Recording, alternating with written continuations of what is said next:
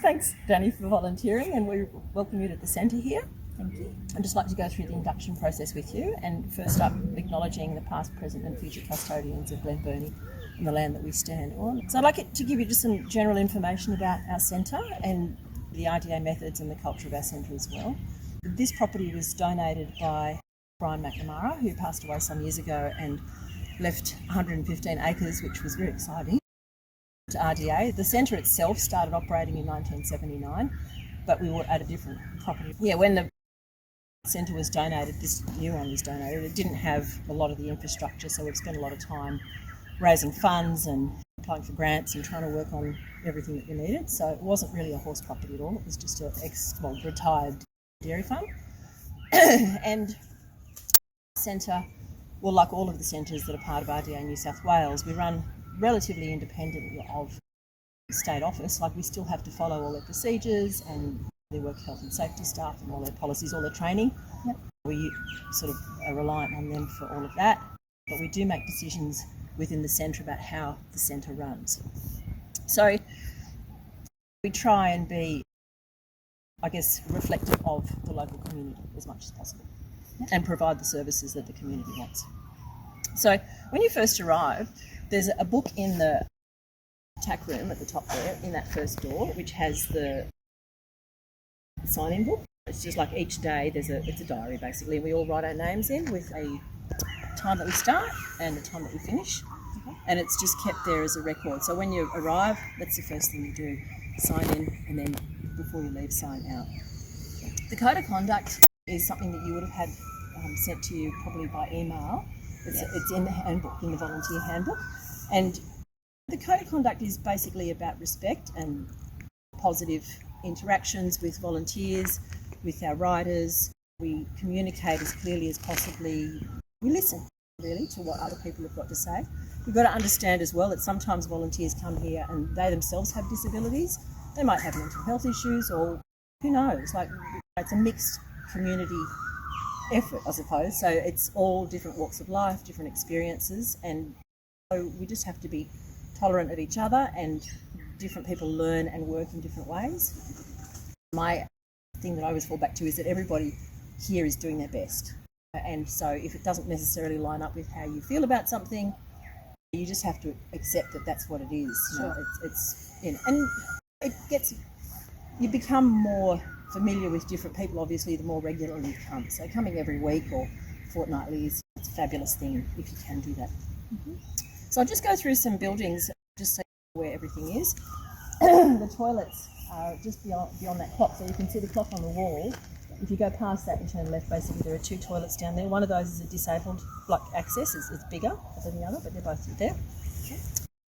This first door, which is closed at the moment actually, just on the corner here near the fire hydrant, that's actually the change room where the kids come in and they have their helmets, boots, and they change into clothes. If they've got need long pants, they can go into the toilets, but basically all of our equipment is in there. The stables are behind us over here, so that's where all the horses come in, and we feed and get them groomed up and tacked there. The feed shed is on the right, so there's those two big silver doors there. The one on the left is the tack room, and the one on the right is the feed shed. The tack room has a fridge in there, as well as a kitchen sink, and there's mugs and all that sort of stuff, coffee and tea making facilities. You can sort of help yourself in there. The arena is pretty obvious, it's just over to our left here.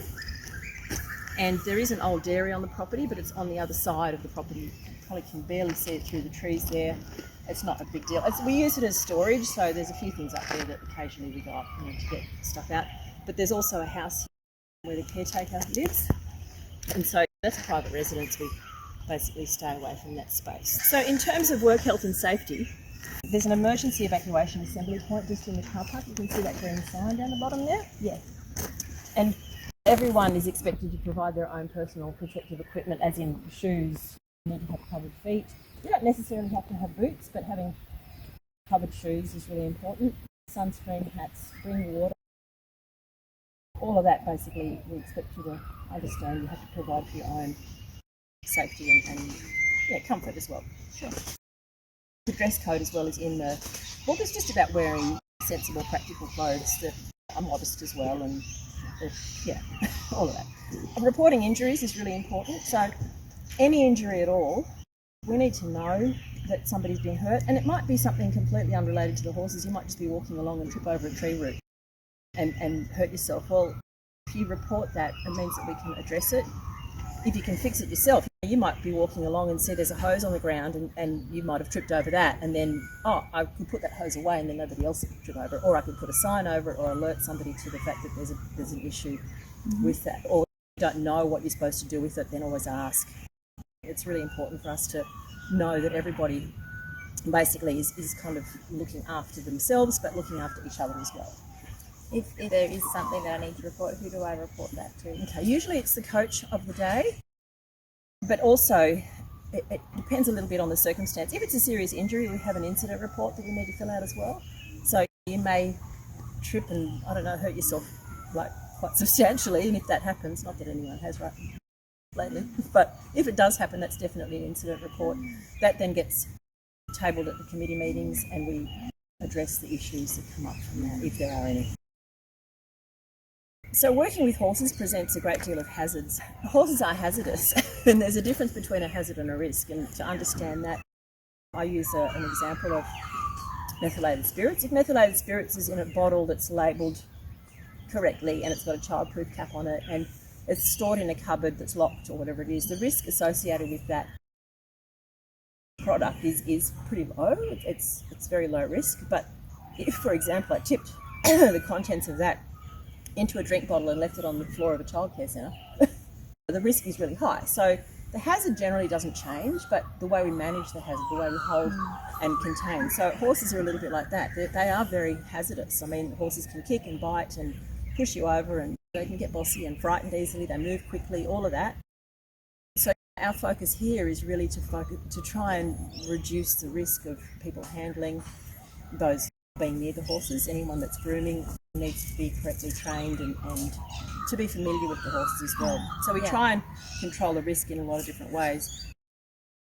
Vigilance is really important, just ongoing. You kind of need to be aware of not just your personal space, but what's around you. Think about peripheral vision as well as just focusing on where you are. Listening to your instinct is really important as well. Sometimes you work with a horse every week and he's been fine, and then for some reason, I say he because all the horses are geldings, but I think as you handle the horse, if their behaviour is different or there's something not quite right, or you feel like there's something wrong or unusual, always listen to that, don't just ignore it, and ideally report it to somebody, like either the herd manager or the coach or assistant coach, somebody that can help you, or somebody that's more experienced with that horse might be able to help you. So just always speak up about that sort of thing.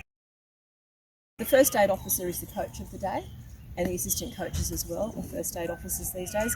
There's a first aid kit in the tack room, so if you go up to the tack room and turn to your right towards the kitchen, there's a filing cabinet and it's got first aid kits on top, and basically there's a first aid kit for people and there's a first aid kit for horses, so if you ever need that, that's where we'll to get it from. Okay. There is more information on work health and safety in the handbook as well, so just read through that, and if there's any other information that you need or you feel like you've got questions around that, feel free to ask. You should have an electronic copy of the handbook as well. Yes, that was emailed to me. Yeah, fabulous. So we're just going to walk up to the stables just so I can show you one of the other things that we do here, particularly regarding the horses. Thank you. So each of the horses has been handled over many years, months and years sometimes, and we've assessed what level of skill you need to be able to handle that particular horse. So all of the horses have got names on their stalls, and underneath that there's the grooming word, and the orange relates to this little chart here. So basically orange says, in training, approach under supervision of experienced volunteer. Now that doesn't mean that the horse is a problem or he needs anything, like there's nothing wrong with the horse. It's just that, for example, Sparky sometimes will kick with his hind leg. When you pick it up, he gets a bit kind of grumpy about it. And so you need to know how to manage that, rather than for a person that's never handled that horse before to be able to approach him and go in there and go, oh yes, he's a pony. Like ponies can be quite bossy, and sometimes they nip and all that sort of stuff. So you just need more experience to handle him. A horse that's green says, approach after asking permission. And by approach, we mean actually approaching the stall. If a horse like this here. He's got his head hanging over the top. If I go in there, he knows me pretty well, and he generally doesn't put his ears back, but a lot of people that he doesn't know, if you walk up, he'll do that. Good timing. So that's approaching. Now, I shouldn't really, yes, I know, Mr. Grumpy, you don't have to be. So approaching the stall means that literally walking towards their space. It doesn't mean going into the stall. Going into the stall is a whole another level. So just be really wary of it and read that chart and check the stall of the horse and see how that all works. So that's basically the whole induction. Thank you for listening. And have you got any questions? Who should I talk to if I can't come on the day? Okay, that's usually the coach as well. Look, it's one of those things that we try and manage. We try and communicate with you prior to the day. But if you wake up in the morning and you've said, oh yes, I'm coming in on Monday night, but Tuesday you can't do it, that's fine. Just send a text or call the coach of the day, usually. That's the person, or the volunteer coordinator. You'll get to know all the different people as time goes on, and yeah, it's pretty straightforward. Thank you. Done.